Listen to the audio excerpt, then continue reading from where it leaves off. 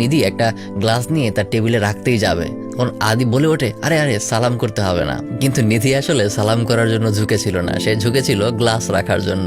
আসলে আদি বুঝতেই পারছিল না আসলে সে এখন কি করবে, সে কিছুটা ইতস্তত হয়েছিল।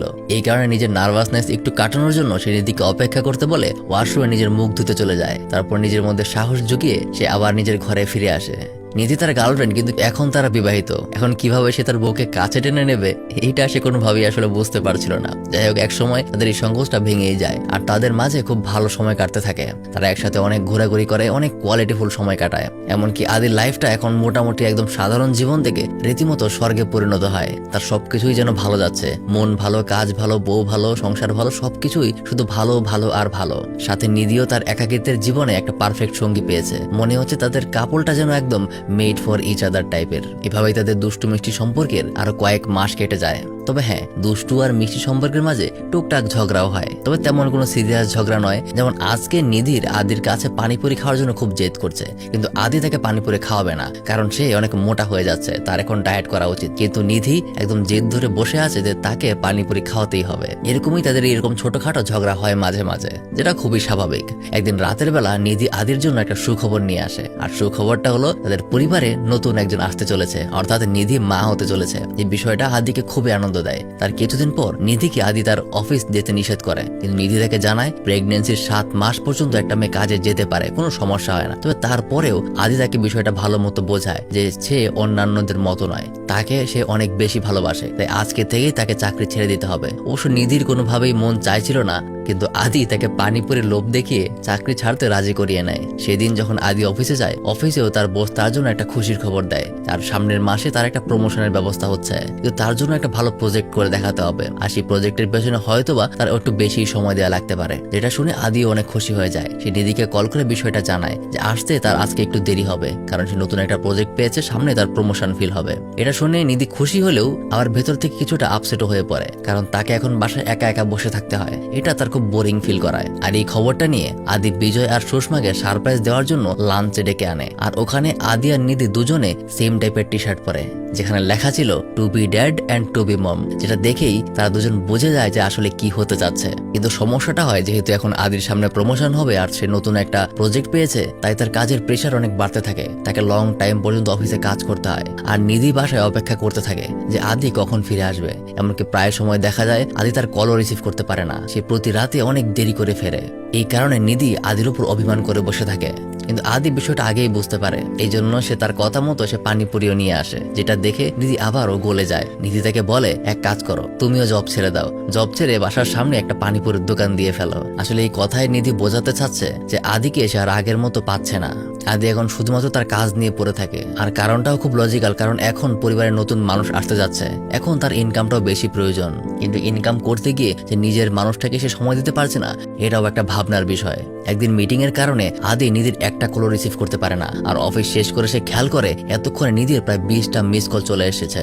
আদি যখন বাড়িতে আসে তখন সে দেখে নিধি অপেক্ষা করতে করতে ঘুমিয়ে গেছে, তাই সবকিছু গুছিয়ে আদিও সোফায় বসে ঘুমিয়ে পড়ে। কিছুক্ষণ পর নিধি তার ভেতরে থাকা খুব গভীর একটা কষ্ট নিয়ে আদির বুকে মাথা রেখে শুয়ে পড়ে। তাতে আদিও জেগে ওঠে, আর নিধি তার কষ্টটা আর আটকাতে পারে না, সে কাঁদতে শুরু করে। সে বলে সে বাসায় সারাদিন একা একা থাকে, তার কিছুই ভালো লাগে না। আদিও সারাদিন বাইরে থাকে, এভাবে তার সময় একদমই কাটছে না। নিধি আরো বলে যে তুমি বেশি বেশি বাইরে কাজ করলে হয়তো বেশি টাকা কামাতে পারবে, কিন্তু আমি তোমাকে আর পাচ্ছি না। আমি জানি না সামনে আমরা কি পরিস্থিতিতে থাকবো, কিন্তু আমার সেই টাকা পয়সার দরকার নেই যেটার জন্য আমার তোমাকেই দূরে রাখতে হয়।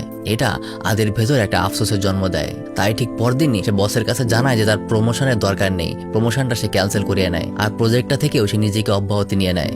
দেখতে দেখতেই একদিন নিধির জন্মদিন চলে আসে, তাই আজকে আদি তাড়াতাড়ি বাড়িতে চলে আসে। নিধি মনে করে হয়তোবা তার জন্মদিনের জন্য আদি তাড়াতাড়ি এসেছে, কিন্তু আদি এসেই খুব বেশি একটা কথাবার্তা না বলে চুপচাপ ঘুমিয়ে পড়ে। তার কথাবার্তায় বোঝা যায় যে তার হয়তো মনেই নেই যে আসলে নিধির জন্মদিন। নিধি এখন আশা নিয়ে বসে আছে যে হয়তোবা আদি তাকে কোনো সারপ্রাইজ দেবে, কিন্তু 12টা বাজার পরেও দেখা যায় আদি ঘুম থেকে উঠছে না, সে তার মতো ঘুমিয়েও আছে। এর মাঝে বিজয় আর সুষমা কল করে তাদেরকে উইশ করে ফেলেছে, কিন্তু আদি একদম নাক ডেকে ঘুমাচ্ছে। এই কারণে নিধি বিরক্ত হয়ে তাকে এক লাথি দিয়ে বিছানা থেকে ফেলে দেয়, আর তাকে বকাবকি করতে শুরু করে। সে রাগ দেখাতে থাকে যে তার বার্থডে, অথচ সে ভুলে গেছে সে নাক ডেকে ঘুমাচ্ছে, এটা সে কিভাবে করতে পারে। সে রাগ করে গিয়ে ড্রয়িং রুমে গিয়ে বসে পড়ে। ঠিক তখন সে জানালার ফাঁক দিয়ে দেখে ছাদের উপর কিছু একটা দেখা যাচ্ছে। ওখানে যাওয়ার পর সে দেখতে পায় আদি অনেক আগেই তার জন্য একটা সারপ্রাইজ আয়োজন করে রেখেছিল। আর এতক্ষণ সে শুধুমাত্র অভিনয় করছিল। যে বিষয়টা দেখতে পেয়ে নিধি খুব খুশি হয়, আর আদির সাথে এমন ব্যবহার যে করেছে সেটার জন্য সে সরি বলে। তাদের সময়টা খুব সুন্দর কাটতে থাকে। ঘটনা সেখান থেকে আবার বর্তমানে চলে আসে। অদিতি এবার গল্প শুনে খারাপ লাগার বদলে এবার সে খুব হ্যাপি ফিল করছে। সে বলে, তোমাদের এমন ভালোবাসার কথা শুনে আমার এখনই বিয়ে করতে মন চাইছে। আমি নিধির সাথে দেখা করতে চাই, তুমি আমাকে তার সাথে দেখা করাতে নিয়ে যাও। এমন একটা মেয়েকে আমি অবশ্যই দেখতে চাই। আর তোমাদের কি ছেলে হয়েছে নাকি মেয়ে হয়েছে সেটা বলো। আর এই প্রশ্নটা করা মাত্রই আদির চেহারাটা সম্পূর্ণ বদলে যায়। কি হয়েছিল চলুন ঘটনাটা জানার জন্য আর একটু পেছনে ফিরে যাই। একদিন নিধির পেটে খুব যন্ত্রণা শুরু হয়। আদি তাকে দ্রুত হসপিটালে নিয়ে যায়। আর সেখানে ডাক্তার তাদেরকে জানায় যে তাদের বেবিটা মিসক্যারেজ হয়ে গেছে, অর্থাৎ গর্ভের মাঝেই নিধির ভ্রূণ নষ্ট হয়ে গেছে। এই যাত্রায় তারা আর সন্তানের বাবা মা হতে পারলো না। এটা শুনে নিধি অনেক কান্নাকাটি করে, কিন্তু আদি তাকে সান্ত্বনা দেয়। কিন্তু সামনে তাদের জন্য অপেক্ষা করছিল আরো ভয়াবহ বিপদ। একটু পরেই ডাক্তার এসে জানায় যে নিধির আসলে ব্রেন ক্যান্সার হয়েছে। আর এই কারণেই তার পেটের ভিতরে বাচ্চাটাও মারা গেছে। তার ক্যান্সার অনেক আগে থেকেই শুরু হয়েছিল। চেক আপ করানো হয়নি বলে কখনো ধরা পড়েনি। সে অলরেডি 3rd স্টেজে চলে এসেছে। আদি কোনোভাবেই বিষয়টা মানতে চাইছে না, কারণ নিধি সম্পূর্ণ সুস্থ স্বাভাবিক জীবন কাটাচ্ছিল। সে কোনোভাবেই অসুস্থ ছিল না, তাহলে এটা কিভাবে হতে পারে। কিন্তু ডাক্তার তাকে জানায় সে সব রিপোর্ট চেক করে দেখেছে নিধি আসলে ব্রেন ক্যান্সারে আক্রান্ত আর 3rd স্টেজে চলে এসেছে। এখান থেকে সে খুব বেশি একটা আশাবাদী না, তবুও তারা চাইলে চেষ্টা করতে পারে, তবে সেটা অনেক খরচ সাপেক্ষ। তাকে প্রতিনিয়ত ট্রিটমেন্টের মধ্যে রাখতে হবে। নিধিকে সুস্থ করার জন্য আদি তার জীবনের সবকিছু দিয়ে রাজি হয়ে যায়। এভাবে সপ্তাহের পর সপ্তাহ সে হাসপাতালে কাটিয়ে দেয়। নিধিও কোনোভাবে নিজের মনকে মানাতে পারছে না। ধীরে ধীরে লাইফের সবকিছু পরিবর্তন হয়ে যায়। একদিন সে খেয়াল করে তার মাথার চুলগুলো একটু একটু করে কেন ঝরে পড়ে যাচ্ছে, কিন্তু আদি তার পাশে তাকে সাহস জুগিয়ে রাখে, তাকে বিশ্বাস জোগায় যে তার কিছুই হবে না।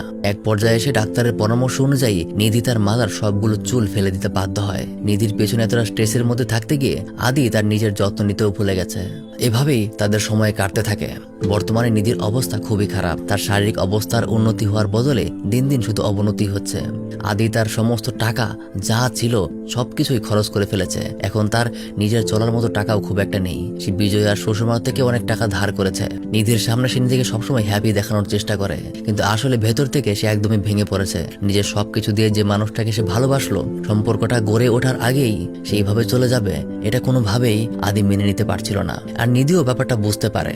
নিধি তাকে বলে যে আমি জানি আমার হাতে বেশি সময় নেই, আমাকে তুমি ক্ষমা করে দিও। আমি তোমাকে অনেক স্বপ্ন দেখিয়েছিলাম, কিন্তু আমি স্বপ্নগুলো পূরণ করে যেতে পারিনি। হয়তোবা আমার থেকেও ভালো কেউ তোমার জীবনে আসবে। কিন্তু আদি কোনোভাবেই মেনে নিতে পারে না। নিধি তাকে তার একটা শেষ ইচ্ছার কথা জানায়। সে জানায় সে বাড়ি ফিরে যেতে চায়। জীবনের শেষ সময়টা সে হাসপাতালে না কাটিয়ে সে বাড়ির ভিতরে স্মৃতিগুলোকে আঁকড়ে ধরে পার করতে চায়। আদিরও আর কিছু বলার থাকে না। সেও বুঝতে পেরে গেছে যে নিধি আর বেশি দিন থাকবে না। আর এটাই এই গল্পের সব থেকে ইমোশনাল পার্ট ছিল। এখান থেকেই গল্পটা বর্তমানে চলে আসে। সে তাকে একটা কবরের সামনে নিয়ে যায় আর বলে, এখানেই আমার নিধি শুয়ে আছে, আমি এখানেই এসেছিলাম। এটা দেখে অদিতিও একদম ইমোশনাল হয়ে পড়ে। সে কি বলবে আর কি করবে কিছুই বুঝে উঠতে পারে না। তখন আদি তাকে বলে যে আজকে সকালে যখন সে গাড়ি থামিয়েছিল তখন সে অদিতিকে দেখেই গাড়িটা থামিয়েছিল, কারণ অদিতি দেখতে, তার কথাবার্তা, চালচলন সবকিছুই আসলে নিধির মতো। এটা শুনে অদিতি অনেক ইমোশনাল হয়ে পড়ে আর সে আদিকে জড়িয়ে ধরে নিজের ধন্যবাদ জানায় আর একটা সুন্দর বিদায়ের মাধ্যমে তার নিজেদের গন্তব্যে চলে যায়। আর এভাবেই এই গল্পটাও শেষ হয়ে যায়। এমন একটা গল্প যেখানে গল্পের মাঝে আমরা আরেকটা গল্প শুনলাম। জানি না এখান থেকে আপনারা কি শিক্ষা পেয়েছেন বা কি বুঝতে পেরেছেন, তবে গল্পের শিক্ষা এটাই যে জীবনে কখনো আশা হতে হবে না। আপনার জন্য কেউ না কেউ অবশ্যই আসবে। এতক্ষণ আপনাদের সাথে ছিলাম আমি মারুফ। কথা হবে আবার পরবর্তী আর একটা ভিডিওতে।